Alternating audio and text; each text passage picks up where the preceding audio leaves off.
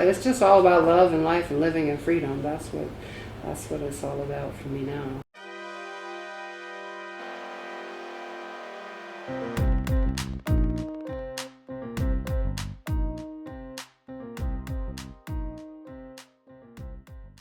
Welcome to the Rich Spinster podcast. This is Alexis. And this week, I really want to talk about something that has played a major role in my life, which is my intuition, my gut feeling about something. And I know that there are a lot of people who pay attention to their gut, a lot of people who think that a gut feeling is just a nothing. And obviously, your gut should not always override your mind. You have to kind of find that balance somewhere. But my gut about a person, place, or a thing is rarely wrong. I can give you so many examples in my life where my gut has told me, And every single time I did not listen to my gut, I paid a price for it. It always took me further than I wanted to go and kept me longer than I wanted to stay. My gut has rarely failed me. I have failed me when I haven't listened to my gut. Listen, I often tell people I have not been wrong about a motherfucker since I was 9. I haven't been wrong about a person since I was 9. And I know that that probably sounds crazy or that probably sounds arrogant, but I am less worried about what it sounds like and more concerned with how true it is. It has been true in my life. I don't know what it is, but there is a feeling that I get when I am around a person who is unsafe. If I am not emotionally safe around this person, I feel it. I feel it. One time, a friend of mine was staying at a house, and I was going over there all week to stay the night. I was coming in kind of late every night. I think I was getting off of work at like 10 o'clock. So I was making it to the place where she was around 11. I went there this particular night and I drove into the driveway. I turned off my car. And when I turned off my car, this feeling of fear came over me. If I had to describe it, I would just say my heart started racing. It was pins and needles all over. And I was staring at the door and I kept telling myself, the door is right there, just a few feet away. Walk to the door. I got scared. I started up the car again and I talked myself out of it. Why are you afraid? You've been coming here all week. It is not too late. Street lights are on. There is a light shining at the front door. You are being expected. Turn off the engine and walk in. You are a coward. I turned off the engine. And when I turned off the engine, what I noticed was silence. And then I noticed growling. And I said to myself, this is odd. This is odd.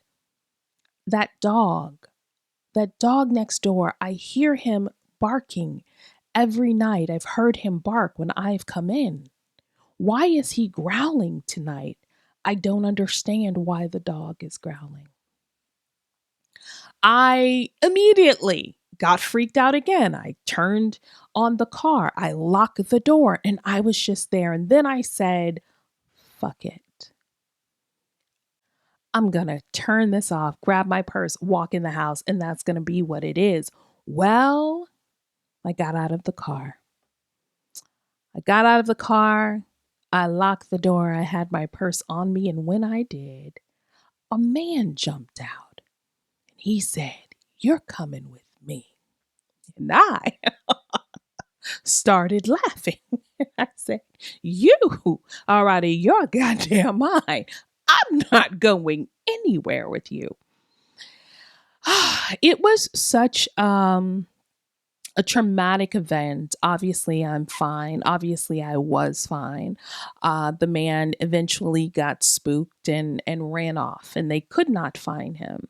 And I tell you this story because I had a feeling.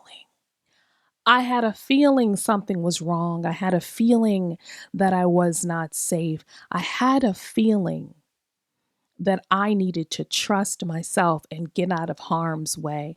Listen to those feelings. There have been other times in my life where a feeling has saved me. This one particular night, I was in my room and there was this voice in my head that said, "Go get your purse." What? For what? I'm not going to get my purse. My purse was in the car. I am one of those people that sometimes I leave my purse in the car in the garage. I figure it's safe. I know where it is. I mean, I try not to do it now, but I did it all of the time then. But I was upstairs in bed and I was thinking about my dad. My dad had passed away at this time. And he said to me, it was like I heard his voice. It said, "Go get your purse. It's 11:30 at night. I'm not going to get my purse for what?" And it was a feeling of urgency that came over me. And I said, "Fine, I will go get my purse so at least I can have some peace." I went downstairs and all I could smell was smoke. It smelled like wires were burning. And we were this close. We were super close to having a full on electrical fire. I spent a lot of my childhood observing. I spent a lot of my childhood watching people pretend and figure out when in life I'm supposed to pretend versus tell the truth, even though everybody said tell the truth. But then when I told the truth, everybody got their feelings hurt. But I spent a lot of time inward and observing and understanding things that would eventually save me in so many ways. When someone offends me, they usually don't get another opportunity to do so. And I used to say all of the time, "I don't do forgiveness." And people would think that that was horrible. "Oh my gosh, that's so off-putting and that seems so harsh and how can you not do forgiveness?" I don't know what to tell you. Forgiveness is not a part of my spiritual practice because when someone intentionally harms me, I don't forget it. And it is not as though I hold it against them for the rest of their lives. A lot of times, too, people don't listen to their gut when it comes to forgiving people because they have been taught that forgiveness is a virtue that you're supposed to have. It makes you a good person. Oh, you're not controlled by people if you forgive them. The hate will eat you up if you don't forgive them. All of that bullshit.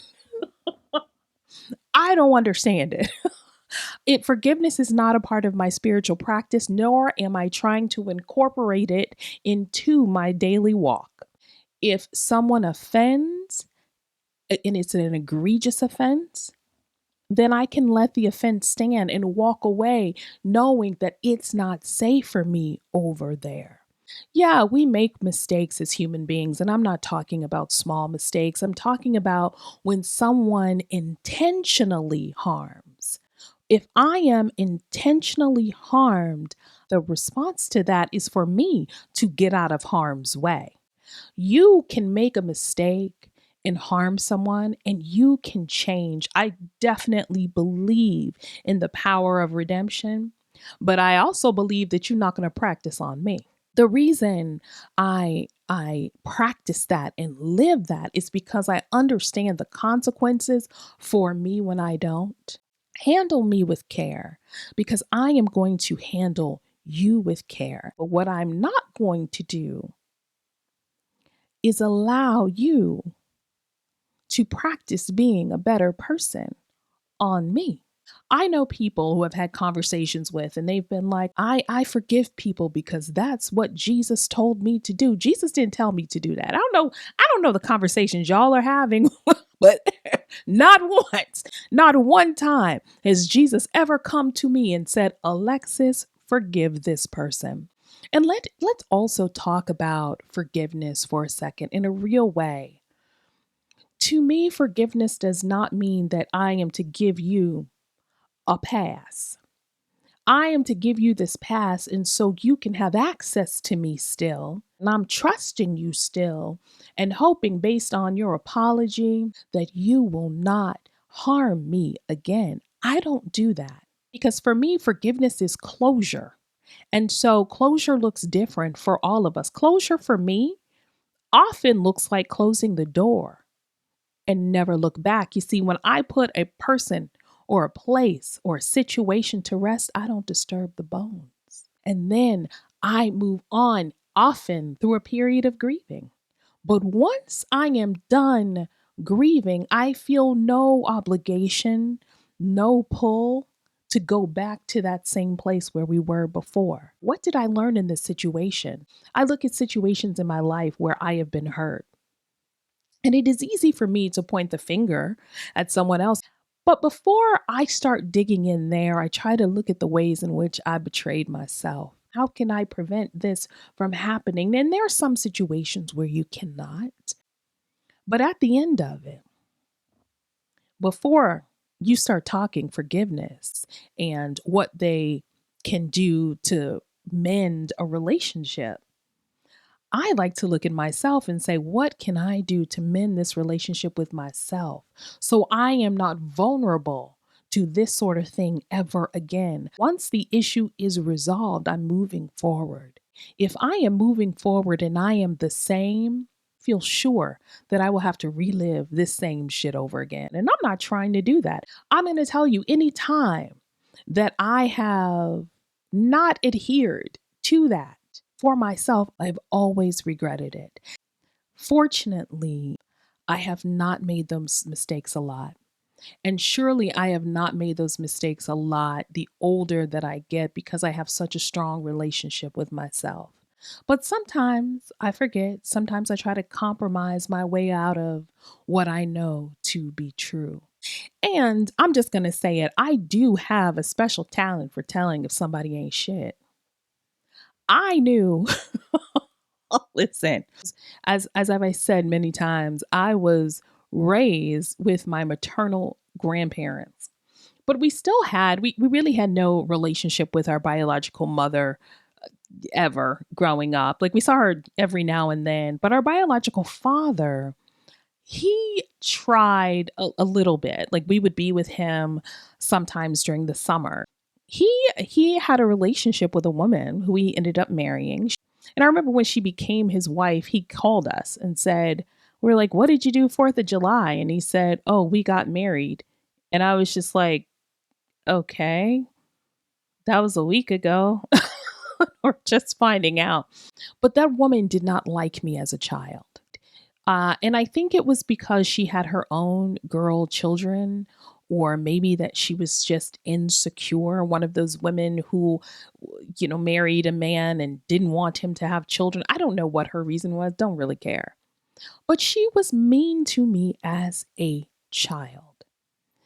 And it wasn't the things that she said all of the time. It was the things that I felt. It was the little slights. It was the fact that she would go to McDonald's and get her children McDonald's, and yet she would come home with McDonald's just for her kids while we were just sitting there without. It was the fact that she would say in secret to me, don't ask your father for anything. It was the fact that she said, my girls are pretty, but you are not. It was the criticism of my looks. It was all of the things that you think an adult would never say to a child that was said. And I didn't like her. And I knew that she didn't like me. I didn't really care though, because I had a home and a life and parents, and she was just somebody that my biological father was married to.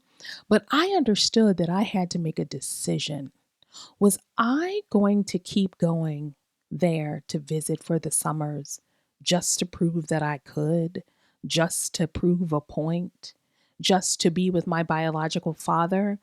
In that moment, in the sixth grade, I chose myself. I said, I am never going back there. If this is who he chose to marry and he chose to marry a woman that did not like his children, I wish them well. Well, I actually didn't wish them well. I was like, fuck it. But in that moment, I chose myself. I said, I'm not going to be mistreated. There's a lot of things in life as a child that I have no control over. There are situations where I am just at the mercy of adults, but I don't have to be at anyone's mercy in this situation because I have been given a choice. I'll never go back there. Fuck her and fuck him too. That's how I felt. And I was 10 years old when I made the decision to choose myself. I didn't know at that time how big that choice was. I never went back to visit them for the summers. And my relationship with my biological father, though it was minimal, it dwindled into nothingness over the years. Even though I tried on occasion to build something, there was just nothing there.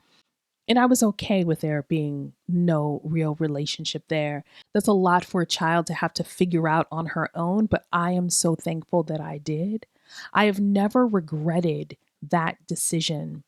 It paved the way for me to listen to my gut and choose myself when it came to who I was going to date, when it came to who I was going to befriend, when it came to what job I was going to accept, how I was going to operate within the boundaries of that job. Now, there have been times where I've listened to myself and I was telling myself a bunch of bullshit.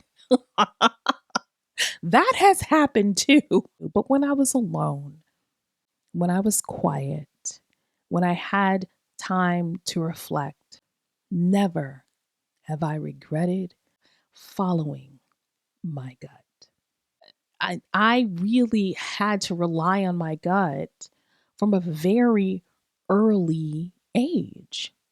And I think also, too, when you are a child who has been mistreated in any way, your spidey senses come out. You understand, you can feel danger. You can feel when someone doesn't like you. You can feel when you are unsafe with someone. That is a skill that I picked up very early in life, and it has carried me throughout. I'm grateful for it. That is another reason why I am so serious about forgiveness, because I think the message of forgiveness is often used in a way that allows people to be manipulated, that allows people to be victimized over and over again. Forgive and forget. I say, fuck that. Don't forgive and forget. That is a dangerous message. I say for my life, find a resolution and move forward. Because when you're telling somebody to forgive and forget, oftentimes what you're telling them is to ignore their gut, ignore everything that has happened, all evidence, all feelings. It is always important to find a resolution. This happened. I read that chapter. I understand the lessons from that chapter, and I'm moving the fuck on. I don't hold grudges. I just remember. And I don't believe that because someone has harmed someone that that's all that they are and that's all they may ever be. We all have the potential to evolve. I don't have to bear witness to your evolution in order for it to be so, and you don't have to bear witness to mine. Let me tell y'all something. Listening to yourself is the most important thing that you can do. But in listening to yourself, please understand that you do not know it all. That's what I have to tell myself, because I do feel like a person who I am very emotionally aware and understand your level of wisdom when you are listening. Also, understand that there's a lot that you don't know yet. I tell myself this all the time because I can be a person who is very staunch in my beliefs and a person who leans into my knowledge. You can lean in so much that you stop learning. And if you stop learning, then you're really regressing and you are poised to relive all the shit that you don't want to relive.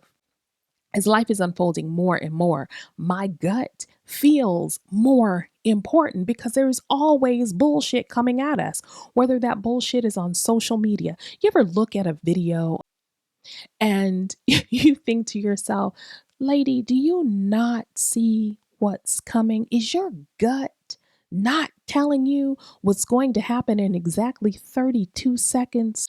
If that is what your gut is telling you, you need a laxative. Our gut is our gift. This is the voice of God from within. So I better listen to it every time. I better take it seriously. I better understand the difference between that voice and fear. I better understand the difference between that voice and my ego. And that voice is the same voice that told me Sister Elaine that St. Francis wasn't shit. It's the same voice that told me my stepmother wasn't shit. Listen, it's the same voice that told me that when I was around certain men, that I was not safe, that I needed to get from around them. It's the voice that told me that this particular person wasn't shit in my life, and then I'm still dealing with them because they're my cousin after all, and people tell you that family means something, but family don't mean shit. I'll go ahead and do a whole podcast about that one day. But then that same cousin's phone butt dialed me when I was the topic of the conversation. And instead of getting mad, instead of going off, I was saying, thank you, God. My gut told me that. And now I can hear it for myself. And I never even need to tell the person that I heard it. But I needed to know. Knowledge without application is useless. Why should the universe show me over and over again something if I'm not going to apply what it is that I have learned? Never ignore what you know. That's been on my mind this week. All the ways in which my gut has freaking saved me. I'm not a grudge holder, but I am a listener. I'm a person who takes the knowledge that I've been given and I try to use that knowledge in my life. This podcast essentially is for me. This episode of this podcast is essentially for me. It is to remind myself how powerful my gut is. And in reminding myself, maybe it will remind you too. Thank you for listening to the Rich Spencer podcast. You can find me on YouTube at Rich Spencer, same on Instagram, and you can listen to the podcast on Apple Podcasts, Spotify, and iHeart. Have a fantastic week, everybody. I'll see you next time.